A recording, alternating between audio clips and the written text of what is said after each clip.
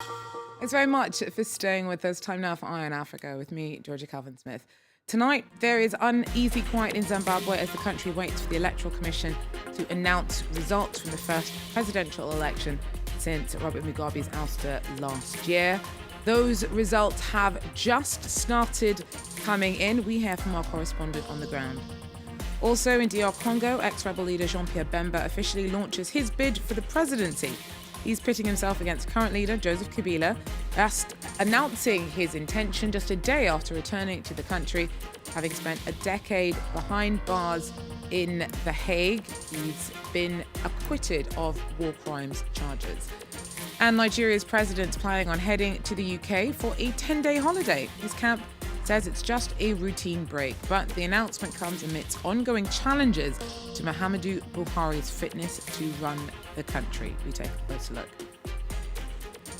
But first, Zimbabwe is waiting for the results of who will be its next president. The Electoral Commission has not long ago started reading out the outcome from Monday's election. It comes after a day after a police crackdown on street clashes claimed 6 lives. The country was on tenterhooks throughout Thursday as it waited for the results. Both President Emerson Mnangagwa's ruling ZANU-PF party and the opposition MDC, headed by Nelson Chamisa, had earlier already declared their own victories. Tensions over fatal demonstrations on Wednesday saw the MDC's headquarters raided by police on Thursday. Chamisa is reportedly due to be investigated for incitement to violence. His camp alleges that Mnangagwa's team held up releasing results because it was trying to fix the vote. Well, for a closer look at where things stand at the moment, we're joined by Aisha Ishmael, our correspondent on the ground. Aisha, the Electoral Commission has started to read out its results. How are things looking? Well, the Electoral Commission started a few minutes ago reading out the results, and what the chairperson did say was that they are going to be announcing the president tonight. She made it clear that there are 10 provinces. They will be reading out the results of all provinces, but right now there's one province result still outstanding. The first province that was read out was the capital, Harare, and in the capital, Nelson Chamisa is leading by a far margin. She is busy reading out the other provinces right now. It's going fairly slowly, but she did say that by tonight, the people of Zimbabwe will know who the president of Zimbabwe will be. Now, this crackdown on protesters that we saw earlier this week, we heard that President Mnangagwa says that he reached out to Chamisa to try and diffuse some of these tensions. If he wasn't behind the crackdown by police, does that suggest some kind of division within the ruling party over how to deal with some of the protests that we saw over the wait for results? Well, it's very interesting that you're mentioning the fact that President Mnangagwa said that he had reached out to Nelson Chamisa. I personally posed that question to Nelson Chamisa at a press conference earlier, and Chamisa said he had had no conversation and no contact with Emerson Mnangagwa at all about the violence that happened yesterday, and he said that they did not speak. He was not in contact with him, and so they did not discuss what happened, and there was no reaching out, so to speak. But it would appear as if we also asked the question at the press conference as to who called in the army. Why did the police not deal with this matter? And at an earlier press conference, the police said that the police had called in the army because they were not able to deal with the protesters. Now, these were unarmed protesters yesterday. These were people who had stones, and they were pelting some of the police, but there was certainly not a big threat for the army to come in and to use live ammunition. Thanks very much. Aisha Ishmael, therefore, is keeping an eye on developments in Zimbabwe as it waits to find out who its next president will be. Well, in DR Congo, ex-rebel leader Jean-Pierre Bemba is officially launching his bid for the presidency. On Thursday, he made a bold move that pit himself against current leader Joseph Kabila by filing papers at the Electoral Commission in Kinshasa. Now, all this came a day after Bemba returned to the country, having spent a decade behind bars. He's back home following his acquittal on war crimes charges by the International Criminal Court back in June. Our Thomas Nicolon tells us more. Bemba was in the Electoral Commission for more than 4 hours on Thursday. When he got out, he said that he first enrolled as a voter and then registered as a candidate for the presidential election. He then talked for more than 2 hours with the president of the Electoral Commission. We had a long discussion because our party, the MLC, had several questions and concerns regarding the electoral process, regarding the voting machines. I think he understood the legitimacy of our concerns. He promised to hold more talks with the MLC and other political parties that ask for them. We hope that during these future talks, we will obtain positive answers, but he was open to dialogue.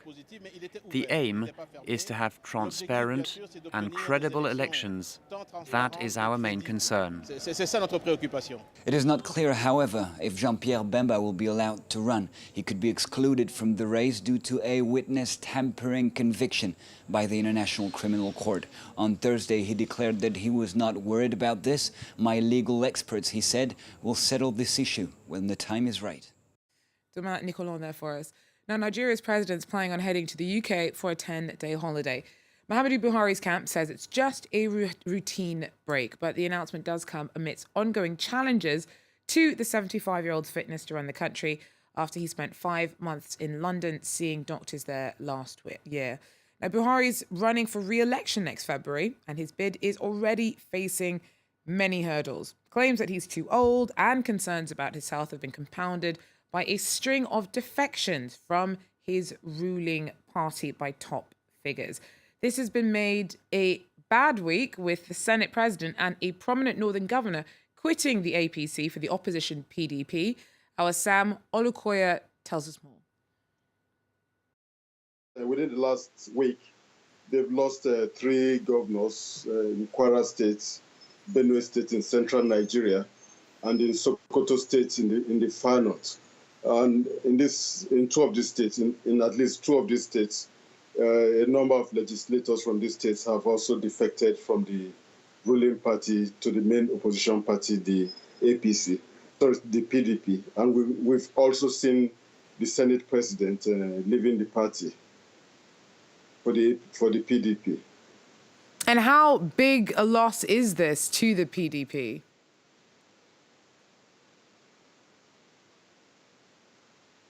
To the APC, the ruling party, it's quite a big loss. I mean, to start with, it means the opposition now controls the National Assembly. The Speaker of the House is sympathetic to the PDP. The Senate president has defected, so effectively, the opposition will be able to block whatever moves the president wants to make at the National Assembly.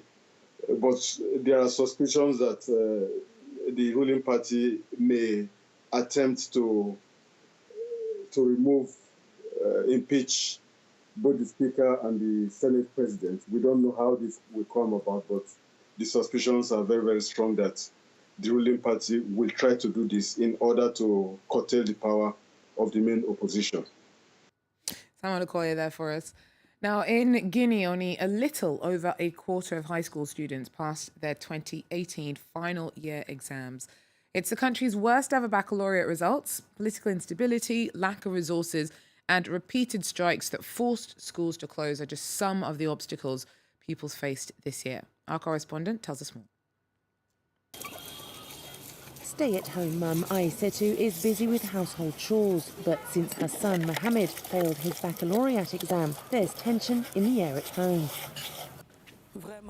Seriously, it's really disappointing. In his school, only one passed. We don't even know what happened this year. I'm very disappointed.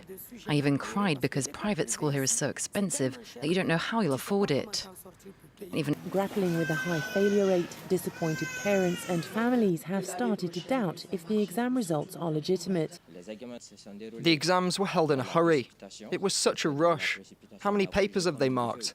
I hope we'll see the real results now, because these are not the real results.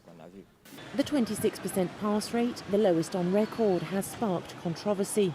Long teacher strikes disrupted the school year, but unions accuse the authorities of purposely failing candidates to avoid saturating universities. Others point to the recent reform that awards the baccalaureate based on final exam results only and abolished the grade point average system. Allegations the government has yet to react to. The reasons behind the poor results are tenfold, according to this academic researcher.